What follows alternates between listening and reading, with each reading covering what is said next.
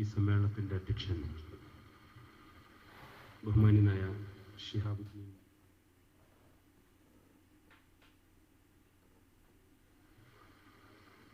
ഇവിടെ പ്രഭാഷണം നിർവഹിച്ച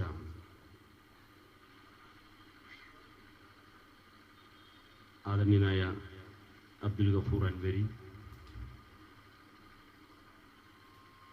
വേദിയിലെ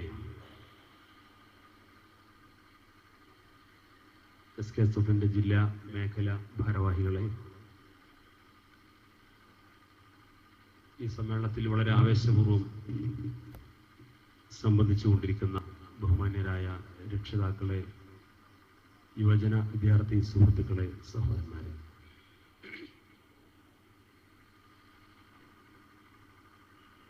സുഗതങ്ങളുടെ സമുദ്ധരണത്തിന് എന്ന വളരെ കാലിക പ്രസക്തമായ മുദ്രാവാക്യം ഉയർത്തിപ്പിടിച്ചുകൊണ്ട് നമ്മുടെ സംസ്ഥാനത്തുടനീളം ഇതേപോലെയുള്ള മേഖലാ സമ്മേളനങ്ങൾ നടന്നു വരികയാണ്. സമസ്ത കേരള ജമിയത്തുലമയെക്കുറിച്ചും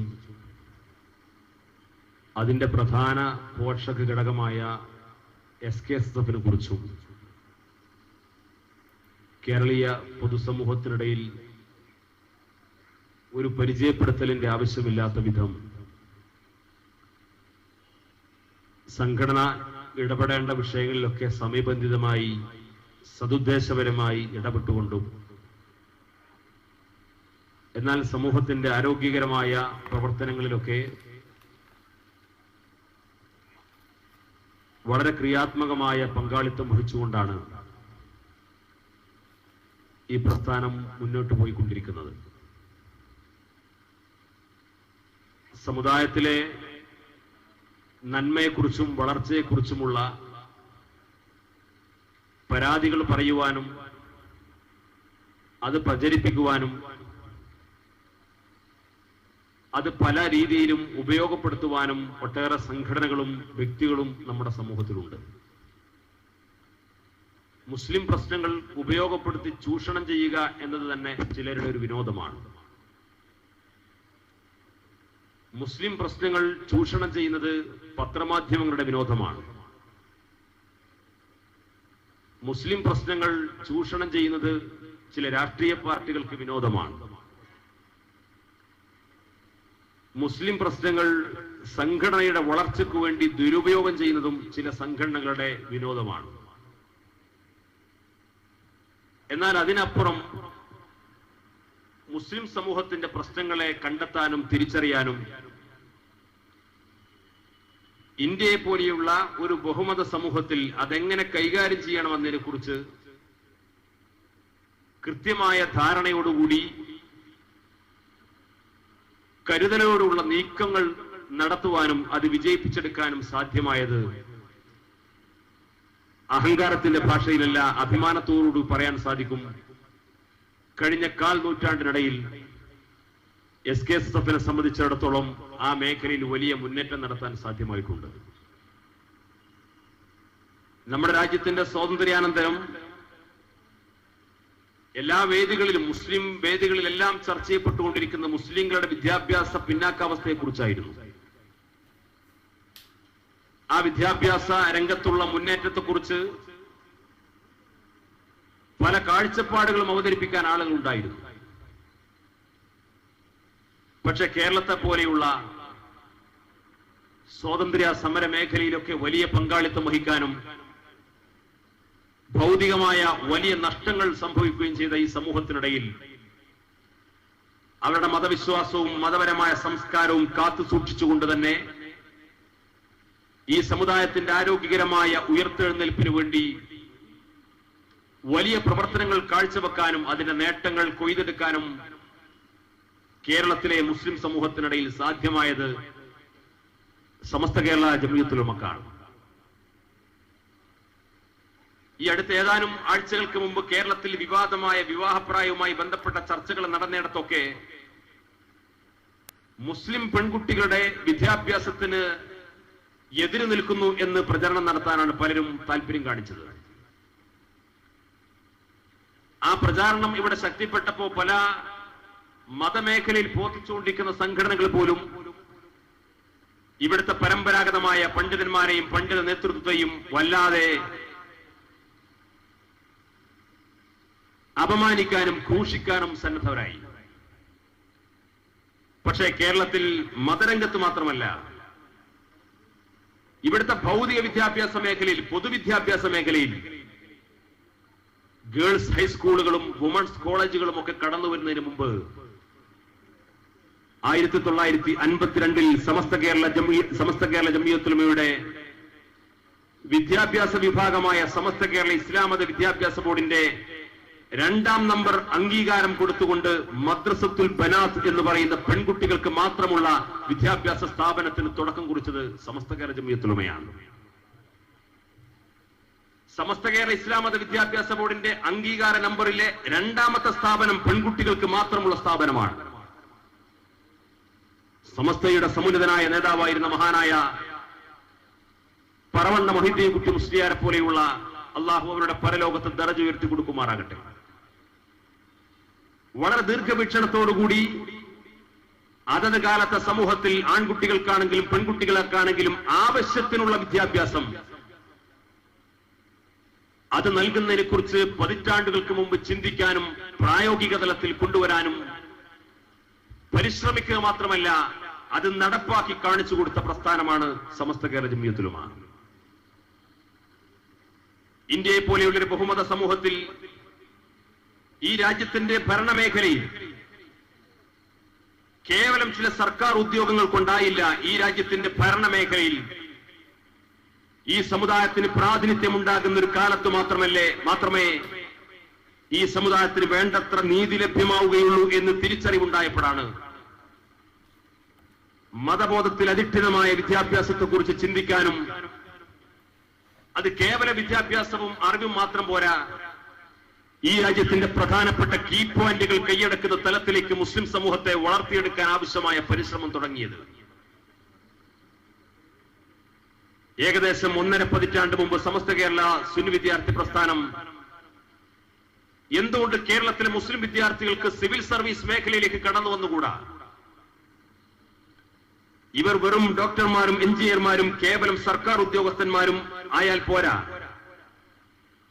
ഒരു ഭാഗത്ത് നല്ല പണ്ഡിതന്മാരെയും യുവ പണ്ഡിതന്മാരെയും വാർത്തെടുത്തുകൊണ്ട് നാളെ നമ്മുടെ മഹല്ലുകൾക്ക് ദീനീ പ്രവർത്തനങ്ങൾക്ക് ചുക്കാൻ പിടിക്കാൻ വേണ്ടി ദർസുകളിലൂടെ, അറബി കോളേജുകളിലൂടെ അങ്ങനെ പ്രഗത്ഭരായ പണ്ഡിതന്മാരെ വളർത്തിയെടുക്കുന്നതോടൊപ്പം തന്നെ മറുഭാഗത്ത് ഇന്ത്യയുടെ ഭരണചക്രം തിരിക്കാൻ എന്തുകൊണ്ട് ഒരുപറ്റം മുസ്ലിം ചെറുപ്പക്കാർക്ക് കടന്നു വന്നുകൂടാ എന്ന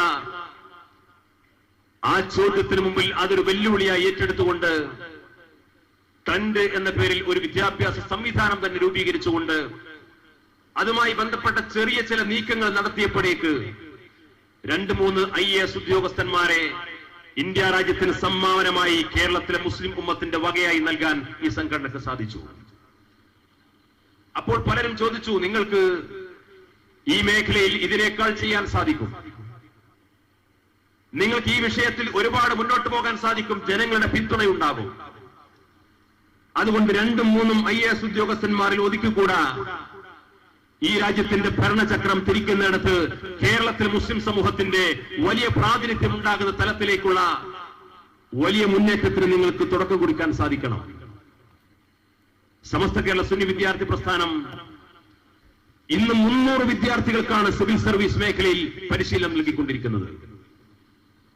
300 വിദ്യാർത്ഥികൾക്ക് സിവിൽ സർവീസ് മേഖലയിൽ പരിശീലനം നൽകിക്കൊണ്ടിരിക്കുമ്പോ 4-5 വർഷം കഴിയുമ്പോൾ ഈ വിദ്യാർത്ഥികൾ അവരുടെ ഉപരിപഠനം പൂർത്തീകരിച്ച് സിവിൽ സർവീസ് കോച്ചിംഗ് പൂർത്തീകരിച്ചുകൊണ്ട് അതിന്റെ പ്രിലിമിനറി പരീക്ഷ പാസ്സായി IAS നേടുന്ന ഒരു തലത്തിലേക്ക് എത്തുമ്പോൾ ഈ 300 വിദ്യാർത്ഥികൾക്കിടയിൽ 10% ആൾക്കെങ്കിലും കടന്നു വരാൻ സാധിക്കുമെങ്കിൽ കേരളത്തിലെ മുസ്ലിം ഉമ്മത്തിന്റെ സംഭാവനയായി 30 IAS ഓഫീസർമാരെ ഈ സംഘടനക്ക് സംഭാവന ചെയ്യാൻ കഴിയുന്ന ഒരു തലത്തിലേക്ക് വളർത്തിക്കൊണ്ടുവരാൻ സാധിക്കും. അള്ളാഹു തൗഫീഖ് നൽകുമാറാകട്ടെ. ഇങ്ങനെ വിദ്യാഭ്യാസ മേഖലയിൽ മതബോധത്തോടുകൂടി ഒരുപറ്റം ചെറുപ്പക്കാരെ ഈ രാജ്യത്തിന്റെ ഭരണചക്രം തിരിക്കാവുന്ന തലത്തിലേക്ക് വളർത്തിക്കൊണ്ടുവരാനുള്ള പരിശ്രമം ഒരു ഭാഗത്ത് ഈ സംഘടന നടത്തിക്കൊണ്ടിരിക്കുന്നു. മറുഭാഗത്ത് നമ്മുടെ ദിർസ് അറബി കോളേജ് ഉൾപ്പെടെയുള്ള മതകലാലയങ്ങൾ പഠിച്ചുകൊണ്ടിരിക്കുന്ന വിദ്യാർത്ഥികളെ അവർ മതപരമായ അറിവുകൾ നേടിയാൽ മാത്രം പോരാ, നാളെ അത് സമൂഹത്തിൽ ഉപയോഗപ്പെടുത്തുന്ന രീതിയിൽ ഈ കാലഘട്ടത്തിന്റെ പുതിയ ചുറ്റുപാടുകൾക്കനുസരിച്ചുകൊണ്ട് ഇസ്ലാമിക പ്രബോധന മേഖലയിൽ അവരുടെ കർമ്മശേഷിയെ എങ്ങനെ ഉപയോഗപ്പെടുത്താൻ സാധിക്കുമെന്നതിനെ കുറിച്ച് അതിനാവശ്യമായ രൂപരേഖകൾ തയ്യാറാക്കിക്കൊണ്ട് ആ ചെറുപ്പക്കാരെയും വിദ്യാർത്ഥികളെയും ആ യുവ പണ്ഡിതന്മാരെ ആ മേഖലയ്ക്ക് വളർത്തിയെടുക്കാൻ വേണ്ടി തൊലബ വിങ് എന്ന് പറയുന്ന ഒരു വിങ് തന്നെ രൂപീകരിച്ചുകൊണ്ട് അതിനാവശ്യമായ കർമ്മ പദ്ധതികൾ ആവിഷ്കരിച്ചുകൊണ്ട് അവരെ ആ മേഖലയിൽ പരിശീലനം നൽകിക്കൊണ്ടിരിക്കുന്നു. നമ്മുടെ ധാരാളം വിദ്യാർത്ഥികൾ ഇവിടുത്തെ ഭൗതിക കലാലയങ്ങൾ പഠിക്കുന്നവരാണ്. ഹൈസ്കൂളുകളിലും ഹയർ സെക്കൻഡറി സ്കൂളുകളിലും കോളേജ് തലങ്ങളിലും ഒക്കെ പഠിച്ചുകൊണ്ടിരിക്കുന്ന വിദ്യാർത്ഥികൾക്ക് നന്മയും സദാചാരവും ഉപദേശിക്കാൻ ആരും ആ കേന്ദ്രങ്ങളിലില്ല. അവർ പഠിച്ചുകൊണ്ടിരിക്കുന്ന പാഠഭാഗങ്ങളിലൂടെ നന്മയും തിന്മയും വേർതിരിച്ചറിയാവുന്ന ഒരു അധ്യാപനങ്ങളും അവിടുന്ന് ലഭ്യമല്ല.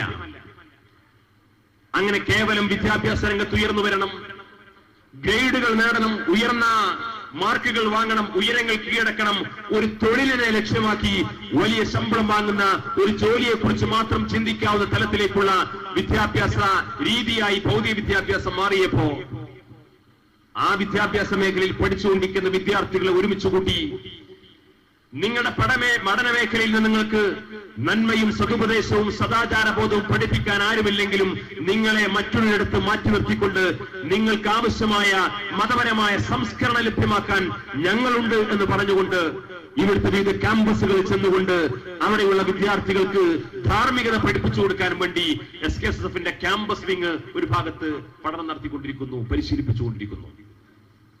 കഴിഞ്ഞ റബീഉൽ അവ്വൽ മാസങ്ങളിൽ ഒട്ടേറെ ഭൗതിക കലാലയങ്ങളിൽ നമ്മുടെ മുസ്ലിം വിദ്യാർത്ഥികൾ ഒരുമിച്ച് കൂടിക്കൊണ്ടുള്ള മൗലിദ് സദസ്സുകൾക്ക് നടത്തിയിരുന്നു എന്ന വാർത്തകൾ പുറത്തിറങ്ങിയപ്പോ ഇവിടുത്തെ മറ്റു മതസംഘടനാ പ്രവർത്തകർക്ക് പോലും അത്രത്തോളം കൗതുകമുണ്ടായി. ഞാൻ പറഞ്ഞു വരുന്ന കാര്യം, മതപരമായ ബോധവും സംസ്കാരവും വിശ്വാസവും കാത്തുസൂക്ഷിക്കാൻ നമ്മുടെ വിദ്യാർത്ഥി യുവതലമുറ ഏത് മേഖലയിൽ പോയാലും അവിടെയെല്ലാം ചെന്നുകൊണ്ട് അവന്റെ ഈമാനിന് കാവൽ നിൽക്കുക എന്ന പരമപ്രധാനമായ ഉത്തരവാദിത്വം ഈ സംഘടന നിർവഹിച്ചുകൊണ്ടിരിക്കുന്നു. കേരളത്തിലെ മുസ്ലിം സമൂഹത്തെ സംബന്ധിച്ചിടത്തോളം നമ്മളൊരു ബഹുമത സമൂഹത്തിൽ ജീവിക്കുന്നവരാണ്. ഇസ്ലാമിനെ തെറ്റിദ്ധരിപ്പിക്കാനും ഇസ്ലാം എന്ന് പറഞ്ഞാൽ തീവ്രവാദത്തിന്റെയും ഭീകരവാദത്തിന്റെയും അക്രമത്തിന്റെയും മതമാണ് എന്ന് പ്രചരിപ്പിക്കാൻ ആളുകൾ ഏറെയുണ്ട് ഇവിടെ. അതിനാവശ്യമായ മീഡിയകളും സംവിധാനങ്ങളും എല്ലാം സർവസജ്ജരായി കാത്തുനിൽക്കുന്നു. അവിടെയെല്ലാം ഇസ്ലാമിന്റെ ദഅവത്ത് കൃത്യമായി മറ്റു സമുദായങ്ങളിലേക്ക് എത്തിച്ചു കൊടുക്കുവാനും എന്താണ് ഇസ്ലാം, നിങ്ങൾ കേട്ടതല്ല, ഇതാണ് ഇസ്ലാം എന്ന് കൃത്യമായി പറഞ്ഞു കൊടുക്കാനും ഇബാദ് എന്ന് പറയുന്ന ഒരു ദഅവ വിങ് തന്നെ രൂപീകരിച്ചുകൊണ്ട് പ്രവർത്തനം നടത്തുന്നു. കഴിഞ്ഞ 1.5 പതിറ്റാണ്ടിനിടയിൽ വാദിനൂർ സമ്മേളനത്തിന്റെ പ്രൊഡക്റ്റായി SKSF വിശേഷിപ്പിക്കുന്ന SKSF ദശവാർഷിക സമ്മേളനം കുറ്റിപ്പുറത്ത് വാദിനൂരിൽ നടന്നപ്പോ ആ സമ്മേളനത്തിന്റെ പ്രൊഡക്റ്റാണ് എന്ന് നമ്മൾ അഭിമാനിക്കുന്ന വാദിനൂർ സമ്മേളനത്തിലൂടെ നൂറുകണക്കിന് യുവപണ്ഡിതന്മാർ, ദായികൾ കേരളത്തിലെ വിവിധ ഗ്രാമങ്ങളും നഗരങ്ങളും കേന്ദ്രീകരിച്ചുകൊണ്ട് വൈയക്തികമായ ഇടപെടലുകളിലൂടെ നടത്തിയിട്ടുള്ള ദഅവ പ്രവർത്തനത്തിന്റെ പ്രതിഫലനം എത്രത്തോളമെന്ന് ഒരു പൊതുവേദിയിൽ പറയാൻ പ്രയാസമുണ്ട്. പക്ഷേ ആ രീതിയിലുള്ള വലിയ പരിവർത്തനങ്ങൾ സൃഷ്ടിക്കാൻ ഈ സംഘടനയുടെ ദഅവ വിഭാഗത്തിന് സാധിച്ചിട്ടുണ്ട്. ഞാൻ ഇത്രത്തോളം ആമുഖമായി ഈ സംഘടനയുടെ വ്യത്യസ്ത മേഖലയിലുള്ള പ്രവർത്തനങ്ങളെ കുറിച്ച് വിശദീകരിക്കാൻ കാരണം, ഇവിടെ ചില ആളുകൾക്കൊരു ധാരണയുണ്ട്, SKSF എന്ന് പറഞ്ഞാൽ അവർ LCD ക്ലിപ്പിങ്ങുകളുമായി മാത്രം നടക്കുന്നവരാണ് എന്നൊരു മിഥ്യാധാരണയുണ്ട്. ഈ സംഘടനയെ സംബന്ധിച്ചിടത്തോളം അതിന് കൃത്യമായ ചില മാർഗരേഖയുണ്ട്. ഈ സംഘടനയ്ക്ക് നേതൃത്വം നൽകുന്നത് ഏതെങ്കിലും അല്പബുദ്ധികളല്ല, സമസ്ത കേരള ജംഇയ്യത്തുൽ ഉലമ എന്ന് പറയുന്ന പണ്ഡിതന്മാരും ദീർഘവീക്ഷണമുള്ള പക്വമതികളായ പണ്ഡിതന്മാരാണ്. കഴിഞ്ഞ 8 പതിറ്റാണ്ടിനിടയിൽ സമസ്ത കേരള ജംഇയ്യത്തുൽ ഉലമക്ക് ഇക്കാലം അത്രയും നേതൃത്വം നൽകിയ ഒരു പണ്ഡിതൻ, ആ പണ്ഡിതന്റെ പ്രഭാഷണമോ എഴുത്തോ ഫത്വയോ പ്രഖ്യാപനമോ പ്രസ്താവനയോ തിരുത്തേണ്ടി വന്നു എന്ന് എതിരാളികൾക്ക് പോലും ആരോപണം ഉന്നയിക്കാൻ കഴിഞ്ഞിട്ടില്ല. സമസ്ത കേരള ജംഇയ്യത്തുൽ ഉലമയുടെ ഒരു നേതാവ് ഏതെങ്കിലും ഒരു സമ്മേളനത്തിൽ പ്രസംഗിച്ചിട്ടുണ്ടെങ്കിൽ എനിക്കങ്ങനെ പ്രസംഗിക്കേണ്ടിയിരുന്നില്ല എന്ന് പിന്നീട് കുറ്റബോധമുണ്ടാകുന്ന സാഹചര്യം ഈ സംഘടനാ നേതൃത്വത്തിനുണ്ടായിട്ടില്ല. സമസ്ത കേരള ജംഇയ്യത്തുൽ ഉലമയുടെ ഏതെങ്കിലും ഒരു ഫത്വ കഴിഞ്ഞ 86 വർഷക്കാലത്തിനിടയിൽ ശത്രുക്കൾക്ക് പോലും ചൂണ്ടിക്കാൻ കഴിയില്ല. അവസരവാദം പോലെ അവർ പിന്നീട് ആ ഫത്വ പിൻവലിച്ചു എന്ന് എതിരാളികൾ പോലും ആരോപണം ഉന്നയിച്ചിട്ടില്ല. കാരണം സമസ്ത കേരള ജംഇയ്യത്തുൽ ഉലമ ഉമ്മത്തോട് സംസാരിച്ചത് സ്വന്തം ബുദ്ധിക്കും ദുർബലമായ മനസ്സുകൊണ്ടോ ദുർബല ശേഷി കൊണ്ടല്ല, പ്രമാണങ്ങൾക്ക് വിധേയമായി കൊണ്ടാണ്. പ്രമാണങ്ങൾക്ക് വിധേയമായി ഈ ഉമ്മത്തോട് സംസാരിച്ചത് കൊണ്ട് ഇന്നുവരെ സമസ്ത കേരള ജംഇയ്യത്തുൽ ഉലമക്ക് പറഞ്ഞ കാര്യം മാറ്റി പറയേണ്ടി വന്നിട്ടില്ല. ഇവിടെ മറ്റു പദസംഘടനകൾ നിങ്ങൾക്ക് പരിശോധിക്കാം. ജമാഅത്തെ ഇസ്ലാമി രൂപീകരണ കാലത്ത് പറഞ്ഞതാണോ ഇപ്പോൾ പറഞ്ഞുകൊണ്ടിരിക്കുന്നത്? ജനാധിപത്യത്തിനെതിരെ ഷിർക്ക് ആരോപിച്ചവർ, ജുഡീഷ്യറിയിൽ പോകുന്നത് ഷിർക്കാണെന്ന് പറഞ്ഞവർ, സർക്കാർ ജോലി സ്വീകരിക്കുന്നത് ഷിർക്കാണെന്ന് പറഞ്ഞവർ, സർക്കാർ കലാലയങ്ങളിൽ പഠിക്കുന്നത് ഷിർക്കാണെന്ന് പറഞ്ഞവർ, തെരഞ്ഞെടുപ്പിൽ മത്സരിക്കുന്നത് ഷിർക്കാണെന്ന് പറഞ്ഞവർ, തെരഞ്ഞെടുപ്പിൽ വോട്ട് രേഖപ്പെടുന്നത് ഷിർക്കാണെന്ന് പറഞ്ഞവർ, ആ പാർലമെന്ററി സംവിധാനത്തിലൂടെ അധികാരത്തിൽ വരുന്ന ഭരണകൂടം അവർ താഗൂത്തിന്റെ ഭരണകൂടമാണ്, പൈശാചിക ഭരണകൂടമാണ്, ആ ഭരണകൂടത്തെ പിന്തുണച്ചാൽ അത് മതവിരുദ്ധമാണെന്ന് ഫത്വയിറക്കിയവർ, അവർക്ക് ആ വാദങ്ങൾ ഉന്നയിച്ചുകൊണ്ട് ഇന്ന് മുന്നോട്ട് പോകാൻ കഴിയുമോ? അതിനുശേഷം പുതിയൊരായത്ത് വന്നോ? പുതിയൊരു പ്രവാചകൻ വന്നോ?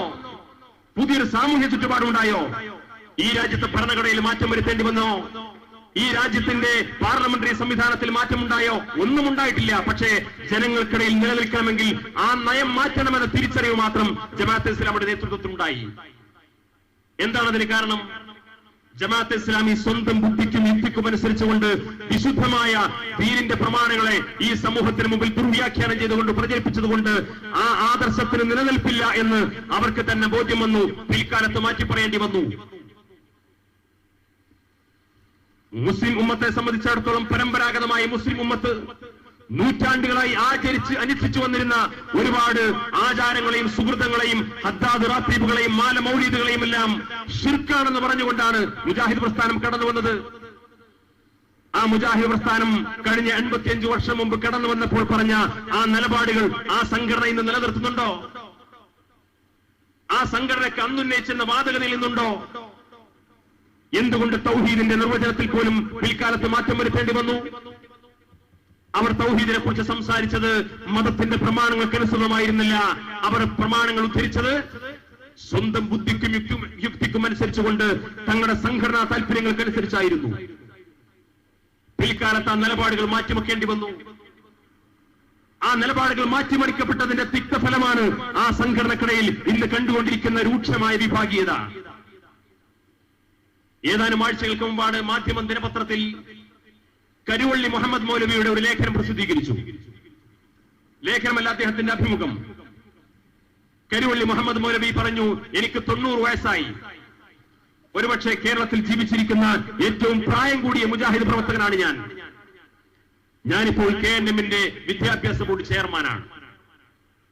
പക്ഷെ ദൗർഭാഗ്യമെന്ന് പറയട്ടെ, ഞാൻ അതിന്റെ സമുന്നതനായ നേതാവാണെങ്കിലും ആ കൂട്ടത്തിൽ ഏറ്റവും വലിയ കാരണവരാണെങ്കിൽ പോലും ആ സംഘടനയിൽ ഇന്ന് നടക്കുന്ന തീരുമാനങ്ങളെക്കുറിച്ചും ചർച്ചകളെക്കുറിച്ചും ഞാനൊന്നും അറിയുന്നില്ല. അത്രമേൽ വിഭാഗീയത രൂക്ഷമാകുന്നു. ജിന്ന് ഉണ്ട് എന്നൊരു വിഭാഗം, ജിന്നിന്റെ സഹായം തേടാം എന്നൊരു വിഭാഗം, ജിന്നിന്റെ സഹായം തേടാൻ പാടില്ല എന്നൊരു വിഭാഗം.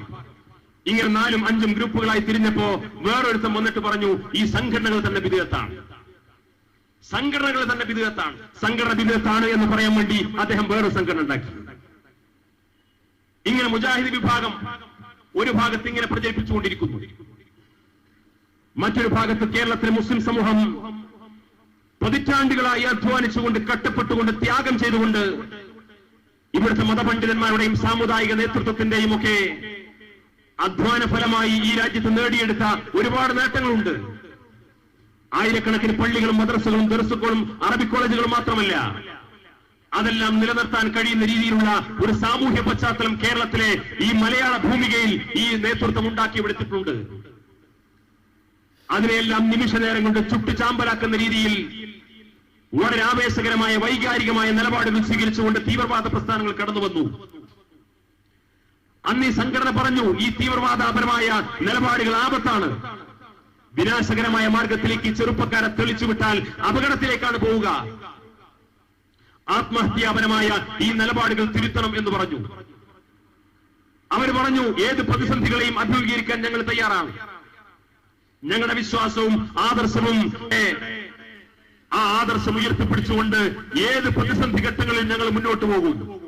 ഞങ്ങളുടെ പ്രധാനമായ അജണ്ടയും ലക്ഷ്യവും ഇസ്ലാമിന്റെ സംരക്ഷണമാണ്, മുസ്ലിം സമുദായത്തിന്റെ സംരക്ഷണമാണ്.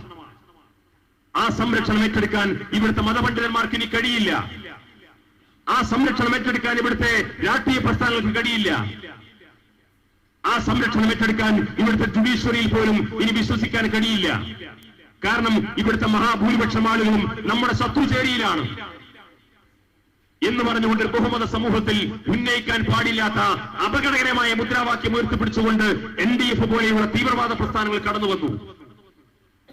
അന്ന് SKSF 1990-കളിൽ പരസ്യമായി ആർജവത്തോടുകൂടി പറഞ്ഞു, ഇത് ആപത്താണ്, ആത്മഹത്യാപരമായ നിലപാടാണ്. അന്ന് പറഞ്ഞിരുന്നു SKSF-കാർക്ക് കുറച്ച് കൂടുതലാണ്, അവർക്ക് എടുത്തുചാട്ടം കുറച്ച് കൂടുതലാണ്, അവർ നേതൃത്വം പറയുന്നതിന് മുമ്പ് തന്നെ ചാടി ഇറങ്ങുന്നവരാണ്.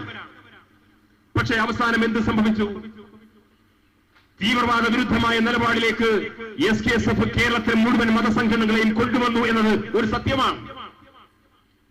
സമസ്ത കേരള സുന്നി വിദ്യാർത്ഥി പ്രസ്ഥാനം ഈ നിലപാടുകൾ പരസ്യമായി തുറന്നു പറഞ്ഞപ്പോ ഇവിടുത്തെ മറ്റു മതസംഘടനകൾ നേതൃത്വം പോലും അടക്കം പറഞ്ഞിരുന്നു, അങ്ങനെ പരസ്യമായി വിമർശിക്കണ്ട, എന്തായാലും ഒരു 10 ചെറുപ്പക്കാർ എല്ലാ നാട്ടിലും വേണ്ടേ, അതുകൊണ്ട് അങ്ങനെ പരസ്യമായിട്ട് വിമർശിക്കണ്ട എന്ന് പറഞ്ഞു.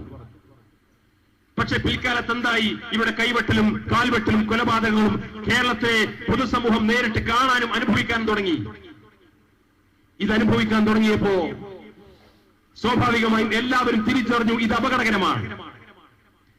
ഈ അപകടം കൃത്യമായി തിരിച്ചറിഞ്ഞപ്പോ കേരളത്തിലെ മുഴുവൻ മതസംഘടനകളും രാഷ്ട്രീയ പാർട്ടികളും ഉൾപ്പെടെ അവിടെ മൗനം വെടിഞ്ഞുകൊണ്ട് സമസ്ത കേരള സുന്നി വിദ്യാർത്ഥി പ്രസ്ഥാനം പറഞ്ഞ ആ നയപരമായ ആ നിലപാടിലേക്ക് മുഴുവൻ ആളുകൾക്കും എത്തേണ്ടി വന്നു.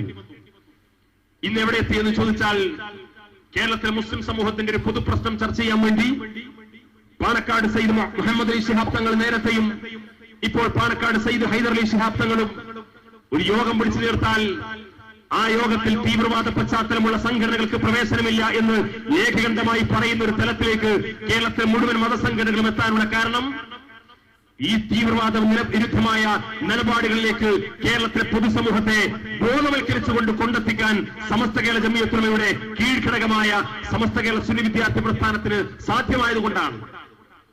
ആ സംഘടന ഇന്ന് എവിടെ എത്തി? അവർക്ക് അവിടെ യഥാർത്ഥ അജണ്ടകൾ പരസ്യമായി പറയാൻ ധൈര്യമുണ്ടോ? അവർ നടത്തിക്കൊണ്ടിരിക്കുന്ന വർഗീയമായ കലാപങ്ങൾ ഇവിടെ വലിയ നിയമപരമായ പ്രശ്നങ്ങളും ആ സംഘടന നിരോധിക്കുന്ന സാഹചര്യത്തിലേക്ക് പോലും എത്തുമോ എന്ന് തിരിച്ചറിഞ്ഞപ്പോ അവർ സ്വന്തമായി രാഷ്ട്രീയ പാർട്ടി രൂപീകരിച്ചുകൊണ്ട് രംഗത്ത് വന്നു. രാഷ്ട്രീയ പാർട്ടി രൂപീകരിച്ചുകൊണ്ട് രംഗത്ത് വന്നു എന്ന് മാത്രമല്ല, ഇവിടെ ഒരു മതസംഘടനയുടെ ശുപാർശയില്ലാതെ, ഇവിടെ രാഷ്ട്രീയ പാർട്ടിയുടെയും ഒത്താശയില്ലാതെ മുസ്ലിം സമൂഹത്തിനിടയിൽ അള്ളാഹുവിന്റെ മാർഗത്തിൽ ജിഹാദ് ചെയ്തുകൊണ്ട് രക്തസാക്ഷിത്വം വരിച്ചുകൊണ്ട് ഈ സമുദായത്തിന്റെ ആത്മാഭിമാനം കാത്തു സംരക്ഷിക്കുമെന്ന് പറഞ്ഞ സംഘടന അത്തരത്തിലുള്ള ഭീകര തീവ്രവാദ സംഘടനകളെ പിടിച്ചു കിട്ടാൻ വേണ്ടി ഈ രാജ്യത്തെ കേന്ദ്ര ഗവൺമെന്റ് UAPA എന്ന് പറയുന്ന ഒരു നിയമം കൊണ്ടുവന്നു. ആ നിയമത്തിന്റെ കീഴിൽ ഈ രാജ്യത്തെ കേരളത്തിലെ സംസ്ഥാനത്തിലുള്ള ചില NDF-ന്റെ പോപ്പുലർ ഫ്രണ്ടിന്റെ പ്രവർത്തകന്മാർ അറസ്റ്റ് ചെയ്യപ്പെടുന്ന സാഹചര്യമുണ്ടായി. ഇവിടെ എന്ത് പ്രതിസന്ധി വന്നാലും, എന്ത് ആരോപണങ്ങൾ വന്നാലും, ഏത് പ്രചാരണങ്ങൾ നടന്നാലും ഇവിടുത്തെ മതസംഘടനകളെയോ ഇവിടുത്തെ രാഷ്ട്രീയ പാർട്ടികളെയോ ആരുടെയും ശുപാർശയില്ലാതെ ഞങ്ങൾ അള്ളാഹുവിന്റെ മാർഗത്തിൽ ജിഹാദ് ചെയ്തുകൊണ്ട് ഞങ്ങളുടെ അവകാശം സംരക്ഷിച്ചുകൊണ്ട് മുന്നോട്ട് പോകും എന്ന് പറഞ്ഞ അവർ UAPA എന്ന് പറയുന്ന ഭീകരമായ നിയമത്തിന് കീഴിൽ അവരുടെ പ്രവർത്തകർ അറസ്റ്റ് ചെയ്യപ്പെടുന്ന സാഹചര്യം ഉണ്ടായപ്പോ എഴുതിയില്ലേ SKSF-ന്റെ സംസ്ഥാന കമ്മിറ്റി ഉൾപ്പെടെയുള്ള ഇവിടുത്തെ മതസംഘടനകൾക്ക് ഇവർ കത്തെഴുതിയില്ലേ? ഞങ്ങൾ ഇങ്ങനെ ഒരു പ്രതിസന്ധിയിലാണ്, ഈ പ്രതിസന്ധിക്ക് പരിഹാരം കാണാൻ നിങ്ങളും കൂട്ടായി പരിശ്രമിക്കണം, നിങ്ങളും അതിന്റെ സമരത്തിൽ സഹകരിക്കണം, നിങ്ങളും ഈ അപകടത്തിൽ നിന്ന്, ഈ നിയമത്തിൽ നിന്ന് നമ്മുടെ പ്രവർത്തകരെ രക്ഷപ്പെടുത്താൻ വേണ്ടി നിങ്ങളും സമരരംഗത്തേക്ക് വരണം. ഞങ്ങൾ സമരം നടത്തുമ്പോൾ അവിടെ ആശംസ പറയാനെങ്കിലും നിങ്ങളുടെ ഒരു പദ്ധതി ഉണ്ടാകണം എന്ന് പറയേണ്ട ഒരു സാഹചര്യം ഉണ്ടായില്ലേ? ഇന്ന് എവിടെ എത്തിയിരിക്കുന്നു? അവരൊരു പൊതുപത്രം എന്ന രീതിയിൽ അവരുടെ ഒരു ദിനപത്രം തുടങ്ങി. ആ ദിനപത്രം നടത്തുന്ന ആളുകളുടെ തീവ്രവാദ പശ്ചാത്തലം, ഇവിടുത്തെ സർക്കാർ തിരിച്ചറിയുകയും ആ പത്രത്തിലേക്ക് സർക്കാർ പരസ്യങ്ങൾ ഇനി നൽകിയില്ല എന്ന് ഇവിടുത്തെ ഗവൺമെന്റ് പോലും തീരുമാനിക്കുന്ന സാഹചര്യം ഉണ്ടായപ്പോ ഇവിടുത്തെ മറ്റു മതസമുദായങ്ങളെയും മറ്റു രാഷ്ട്രീയ സംഘടനകളെയും മതസംഘടനകളെയും കൂട്ടുപിടിച്ചുകൊണ്ട് ഒരു പരസ്യം ലഭ്യമാകുന്നതിന് വേണ്ടി പോലും അത്തരത്തിലുള്ള പ്രശ്നങ്ങളെ പോലും പരിഹരിക്കാൻ മറ്റുള്ളവരുടെ സഹായം തേടേണ്ട ഒരവസ്ഥയിലേക്ക് സംഘടന എത്തിയെങ്കിൽ ഇവരാണോ മുസ്ലിം സമുദായത്തിനു വേണ്ടി ജിഹാദ് ചെയ്യുന്നവർ? ഇവർക്ക് എങ്ങനെ സമുദായത്തെ സംരക്ഷിക്കാൻ കഴിയും? ഞാൻ പറഞ്ഞു വരുന്ന കാര്യം, ഇങ്ങനെ കേരളത്തിലെ മുസ്ലിം സമൂഹത്തിനിടയിൽ ഭിന്നിപ്പും ചിത്രതയും ശുദ്ധീകരണ പ്രവർത്തനവും നടത്തിക്കൊണ്ട് ഈ സമുദായത്തിന്റെ സംഘടന ശേഷിയെ നിർവീര്യമാക്കാൻ ശ്രമിച്ചിട്ടുള്ള ഏത് സംഘടനകളാണെങ്കിലും അവരൊക്കെ രംഗപ്രവേശനം ചെയ്ത കാലത്ത് അതിനെക്കുറിച്ച് കൃത്യമായി അന്വേഷിച്ച് പരിശോധന നടത്തി അതിന്റെ നേരും നെറിയും കേരളത്തിലെ മുസ്ലിം സമൂഹത്തിന് മുമ്പിൽ തുറന്നു കാണിക്കാൻ സമസ്ത കേരള ജംഇയ്യത്തുൽ ഉലമ എല്ലാ കാലത്തും ആർജവം കാണിച്ചിട്ടുണ്ട്. കേസവിവാദവുമായി ബന്ധപ്പെട്ട് അടുത്ത കാലത്ത് വന്ന ഒരു വിവാദമുണ്ടായപ്പോ സമസ്ത കേരള ജംഇയ്യത്തുൽ ഉലമക്ക് ആ വിഷയവുമായി ഒരു പ്രസ്താവനയാക്കേണ്ടി വന്നിട്ടുള്ളൂ. മഹാനായ ചെറുശ്ശേരി ഉസ്താദിന് അതുമായി ബന്ധപ്പെട്ടുകൊണ്ട് ഒരൊറ്റ പ്രഖ്യാപനമേ നടത്തേണ്ടി വന്നിട്ടുള്ളൂ. ഈ വിവാദമുടി അന്ന് വ്യാജമുടി എന്ന് പറഞ്ഞില്ല. ഈ വിവാദമുടി റസൂലുള്ളാഹി സ്വല്ലല്ലാഹു അലൈഹി വസല്ലം തങ്ങളുടേതാണെന്ന് ആധികാരികമായി സ്ഥിരീകരിക്കപ്പെടുന്നതുവരെ ഇതുമായി ബന്ധപ്പെട്ട ചൂഷണത്തിൽ ആരും വഞ്ചിതരാകരുത് എന്ന് മഹാനായ ചെറുശ്ശേരി ഉസ്താദ് സമസ്ത കേരള ജംഇയ്യത്തുൽ ഉലമയുടെ മുശാവറയുടെ തീരുമാനമായി കേരളത്തിലെ മുസ്ലിം ഉമ്മത്തിനോട് ആഹ്വാനം ചെയ്യപ്പെട്ട ആ നിമിഷം മുതൽ ഇത് കൊണ്ടു നടക്കുന്നവരുടെ സംഘടന പോലും അത് ന്യായീകരിക്കാൻ മുന്നോട്ട് വന്നില്ല. എന്താ കാര്യം? അവർക്കറിയാം സമസ്ത കേരള ജംഇയ്യത്തുൽ ഉലമ ഇതിനെക്കുറിച്ച് ഇത്രമേൽ ചോദ്യം ചെയ്യപ്പെടുമ്പോ, ഇതിന്റെ ആധികാരികത ചോദ്യം ചെയ്യപ്പെടുന്ന ഒരു സാഹചര്യം ഉണ്ടെങ്കിൽ ഇതിലെന്തോ കാര്യമുണ്ട്. സമസ്ത കേരള ജംഇയ്യത്തുൽ ഉലമയുടെ വിശ്വാസ്യത അത്രമേൽ ഈ ജനങ്ങൾക്കിടയിൽ അംഗീകാരം ലഭ്യമായതാണ്. ഇതിന്റെ ആധികാരികത ചോദ്യം ചെയ്യാനും അതിന്റെ ആധികാരികത സ്ഥിരീകരിക്കപ്പെടാതെ മുസ്ലിം സമുദായം ആ ചൂഷണത്തിൽ വഞ്ചിതരാകരുത് എന്ന് വളരെ കൃത്യമായി പരസ്യമായി ആഹ്വാനം ചെയ്യപ്പെട്ടപ്പോ മുസ്ലിം സമുദായം ആ പക്ഷത്ത് നിന്നു എന്നത് മുസ്ലിം സമുദായം മാത്രമല്ല, ഇവരുടെ സംഘടനാ സംവിധാനം പോലും അതിനെ ചോദ്യം ചെയ്യാൻ മുന്നോട്ട് വന്നില്ല. അവർക്കൊരു മുഷാവറ ഉണ്ടായിരുന്നല്ലോ. ആ മുഷാവറ സമസ്തക്ക് മറുപടി പറഞ്ഞോ? അവർക്ക് കീഴിൽ ഒരുപാട് പോഷക സംഘടനകളുണ്ടല്ലോ. ആ സംഘടനകൾ ഇന്നുവരെ ഔദ്യോഗികമായി സമസ്തയുടെ ആ ആധികാരികത ചോദ്യം ചെയ്യുന്ന പ്രസ്താവനക്ക് മറുപടി പറഞ്ഞോ? ഒന്നും ഉണ്ടായില്ല. കാരണം എന്താണ്? സമസ്ത പറഞ്ഞാൽ അതിലെന്തോ ഉണ്ട് എന്ന് ഇവിടുത്തെ എതിരാളികൾക്ക് പോലും അറിയാം. ഞാൻ ഉദാഹരണം പറയാം. കഴിഞ്ഞതിന് മുമ്പുള്ള റമദാനിലെ അവസാനത്തെ ദിവസം നാളെ പെരുന്നാളാകുമോ എന്ന ആളുകൾ അന്വേഷിച്ചുകൊണ്ടിരിക്കുന്ന ഒരു ദിവസം മുജാഹിദ് വിഭാഗം കണക്ക് പ്രകാരം പിറ്റേ ദിവസം മാസം ഉറപ്പിച്ചിട്ടുണ്ട്. അവർ പ്രഖ്യാപിച്ചിട്ടില്ല. കണക്ക് പ്രകാരം അന്ന് ചെറിയ പെരുന്നാളാണ് എന്ന ഒരു ധാരണയിൽ അവരെത്തിയിട്ടുണ്ട്. ആ ദിവസമാണ് കോഴിക്കോട് നഗരത്തിനടുത്തുള്ള മുഖദാർ എന്ന് പറയുന്ന പ്രദേശത്ത് രണ്ട് മുസ്ലിം സഹോദരന്മാർ മാസപ്പിറവി കണ്ടു. ഈ രണ്ട് മുസ്ലിം സഹോദരന്മാർ മാസപ്പിറവി കണ്ടു എന്ന് തിരിച്ചറിഞ്ഞ മടവൂർ വിഭാഗത്തിന്റെ ഒരു മുജാഹിദ് പ്രവർത്തകൻ അവൻ ഈ രണ്ട് ചെറുപ്പക്കാരെയും അവന്റെ കാറിൽ കയറ്റി ഹുസൈൻ മടവൂരിന്റെ ഓഫീസിലേക്ക് കൊണ്ടുപോയി, മർക്കസു ദഅവയിലേക്ക്. എന്നിട്ട് ഹുസൈൻ മടവൂരിനോട് പറഞ്ഞു, കണക്ക് പ്രകാരം ഏതായാലും നാളെ പെരുന്നാളാണ്. രണ്ട് സാക്ഷികൾ ഞാൻ അറിയുന്ന ആളുകളാണ്, വിശ്വസ്തരാണ്. ഈ സാക്ഷികൾ മുഖേന കൂടി ഉറപ്പിക്കുകയാണെങ്കിൽ ആദ്യമായി മാസപ്പിറവി ഉറപ്പിക്കുന്ന ആൾ നമ്മളായിരിക്കും ഈ വർഷം. ഓരോരുത്തരുടെ സംഘടനാപരമായ താല്പര്യമാണ്. ആദ്യം മാസപ്പിറവി ഉറപ്പിക്കുന്നത് നിങ്ങളായിരിക്കും. അപ്പൊ മടവൂർ ഗ്രൂപ്പിന് ഒരു മേൽക്കോയ്മ കിട്ടും. ഇത് പറഞ്ഞപ്പോ ഹുസൈൻ മടവൂർ ഈ കൊണ്ടുവന്ന ആളോട് നിങ്ങളുടെ പേരെന്താണെന്നോ നിങ്ങൾ എവിടെയാണെന്നോ എവിടുന്നാണ് മാസപ്പിറവി കണ്ടതെന്നൊന്നും ചോദിച്ചില്ല. ഹുസൈൻ മടവൂർ പറഞ്ഞു, കോഴിക്കോട് ഫ്രാൻസിസ് റോഡിലെ സമസ്ത ഓഫീസിൽ സയ്യിദ് മുഹമ്മദ് കോയ തങ്ങൾ ഉണ്ടാകും, അദ്ദേഹത്തിന്റെ അടുത്ത് കൊണ്ടുപോയി ഹാജരാക്കുമെന്ന് പറഞ്ഞു. ഹുസൈൻ മടവൂരിനറിയാം ഞാൻ പെരുന്നാൾ ഉറപ്പിച്ചാൽ ആ പെരുന്നാളൊന്നും സ്വീകരിക്കപ്പെടാൻ ആരെ കിട്ടൂല. അത് കേരളത്തിലെ മുസ്ലിം സമൂഹത്തിനിടയിലുള്ള വിശ്വാസ്യതയാണ്. അത് എതിരാളികൾ പോലും അംഗീകരിക്കുന്ന കാര്യമാണ്. ഈ മുടിയുടെ ആധികാരികത സ്ഥിരീകരിക്കണം, അല്ലാതെ അതുമായി ബന്ധപ്പെട്ട കാര്യങ്ങളിൽ വഞ്ചിതരാകരുതെന്ന് സമസ്ത പറഞ്ഞപ്പോ വിഘടിത വിഭാഗത്തിൽപ്പെട്ട മുഷാവറക്കും അവിടെ പോഷക സംഘടനക്കും തോന്നി സമസ്ത എത്രത്തോളം പറഞ്ഞിട്ടുണ്ടെങ്കിൽ ഇതിലെന്തോന്നുണ്ട്. ഇപ്പോൾ മനസ്സിലായില്ലേ? ഇപ്പോൾ മനസ്സിലായി എന്ന് മാത്രമല്ല, ഇത് ഒരു കൗതുകകരമായ ഒരു സാഹചര്യമാണ്. നവംബർ മാസം കഴിഞ്ഞ് ഡിസംബറിലേക്ക് എത്തുകയാണ്. 2013 ഡിസംബറിന്റെ പ്രത്യേകത, മഹാനായ റഈസുൽ മുഹഖഖീൻ കണ്ണിയത്ത് ഉസ്താദ് ഈ വിഭാഗത്തെ മുഖം കെടുത്തണേ എന്ന് പ്രാർത്ഥിച്ചതിന്റെ 25 വർഷം തികയുകയാണ്. 25 വർഷം തികയുകയാണ്. ആ 25 വർഷത്തിനിടയിൽ ഒരു സംഘടന എത്ര തുബലമായി, എത്രത്തോളം മുഖം കെട്ട്, എത്രത്തോളം നിന്ദ്യരാവാൻ കഴിയും, അതിന്റെ ഏറ്റവും ഒടുവിലത്തെ ചില വളരെ പ്രധാനപ്പെട്ട നിമിഷങ്ങളാണ് ഇപ്പോൾ കടന്നുപോയിക്കൊണ്ടിരിക്കുക.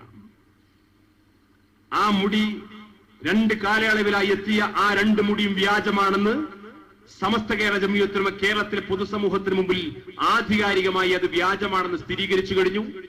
അവർക്കിടയിലുള്ള ആളുകളും സ്ഥിരീകരിച്ചു കഴിഞ്ഞു. ഇപ്പോൾ ആ സംഘടന പുതിയൊരു നിയമം കൊണ്ടുവന്നിരിക്കുന്നു, ഒരു നിലപാട് കൊണ്ടുവന്നിരിക്കുന്നു. കാന്തപുരം ഉസ്താദിന്റെ കൈവശമുള്ള അതിനെ ഷാർ മുബാറക്കാണെന്ന് വിശ്വസിക്കുന്നവർക്കും വ്യാജമുടിയാണെന്ന് വിശ്വസിക്കുന്നവർക്കും ഈ സംഘടനയിൽ നിലനിൽക്കാം എന്ന്. അപ്പൊ ആ സംഘടന നിലനിൽക്കണമെങ്കിൽ ഷാർ മുബാറക്കാന്ന് പറയണമെന്നില്ല. കാരണം മുഷാവറി തന്നെ അത് വ്യാജമുടിയാന്ന് പറയുന്നവരുണ്ട്.